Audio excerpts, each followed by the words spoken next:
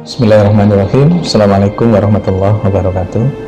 Alhamdulillah, syukurillah, wala hawla wala quwata illa billah. Saya Dr. Catur Priambodo, MKes, Direktur Rumah Sakit Aisyah Siti Fatimah, Tulangan, Sidoarjo. Saya mencoba untuk membantu menjelaskan tentang COVID-19 dan kematian. Jadi hubungan antara COVID-19 dan kematian. Sebelum kita paham itu, kita harus memahami paling tidak ada 3 hal terkait dengan hal ini. Yang pertama adalah diagnosa penyakit atau diagnosis penyakit. Yang kedua, penyebab kematian. Dan yang ketiga adalah cara kematian. Diagnosis penyakit itu menurut Kamus Besar Bahasa Indonesia adalah penentuan jenis penyakit berdasarkan tanda dan gejala dengan menggunakan cara dan alat tertentu. Kalau di dunia kedokteran, diagnosa itu bisa ditegakkan dengan yang pertama wawancara, anamnesis, terus kemudian cerita tentang semua penyakitnya, kemudian dilakukan pemeriksaan fisik, diperiksa, diinspeksi, dipalpasi, diperkusi, diauskultasi, didengarkan.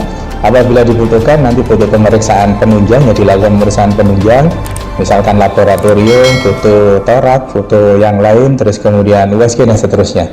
Maka kemudian tegak diagnosa.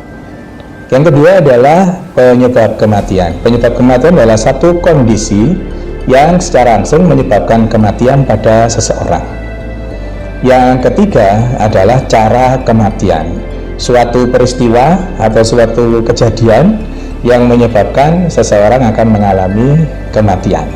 Ya. Jadi Bapak Ibu yang dirahmati Allah, 3 hal itu harus kita pahami. Nah, kita ambil contoh sekarang. Misalkan hipertensi atau darah tinggi. Hipertensi, darah tinggi itu diagnosis. Sebuah diagnosis, sebuah nama penyakit yang namanya hipertensi, yang pada perjalanannya nanti akan timbul komplikasi-komplikasi berupa gagal ginjal, berupa gagal jantung, bisa stroke dan seterusnya, yang komplikasi inilah yang akan menyebabkan kematian. Jadi diagnosanya adalah hipertensi, penyebab kematiannya adalah gagal jantung, gagal ginjal, dan stroke itu. Contoh yang lain, misalkan seseorang yang mati karena gantung diri.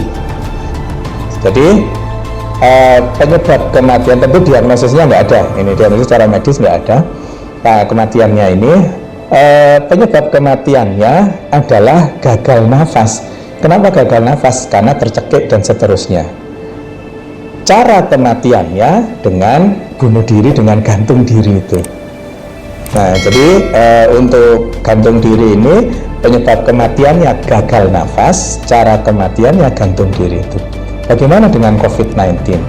COVID-19 ini diagnosanya COVID-19 yang akhirnya menimbulkan komplikasi, menimbulkan berbagai hal, yaitu acute respiratory distress syndrome, atau gampangannya radang di paru-paru yang luas yang dalam waktu yang cepat. ARDS ini yang akhirnya menyebabkan gagal nafas. Gagal nafas inilah yang menyebabkan kematiannya. Penyebab kematian lain terkait dengan COVID-19 ini adalah timbulnya embolus atau emboli atau sumbatan di paru-paru. Sumbatan atau pulmonary emboli inilah yang kemudian menyebabkan gagal nafas. Gagal nafas itulah yang menyebabkan kematian. Jadi tolong bisa dipisahkan antara diagnosa atau diagnosis, kemudian penyebab kematian dan cara kematian. Khusus untuk COVID-19 ini dibedakan antara diagnosa penyakit yaitu COVID-19 ini dengan penyebab kematiannya yang ARDS atau pulmonary emboli ini. Jadi COVID-19 tidak menyebabkan kematian, iya betul. Yang betul adalah COVID-19 menyebabkan komplikasi berupa ARDS dan pulmonary emboli ini yang akhirnya menyebabkan gagal nafas yang menyebabkan kematian. Jadi mohon dipisah dua aspek ini karena diagnosa dan penyebab kematian itu 2 hal yang berbeda.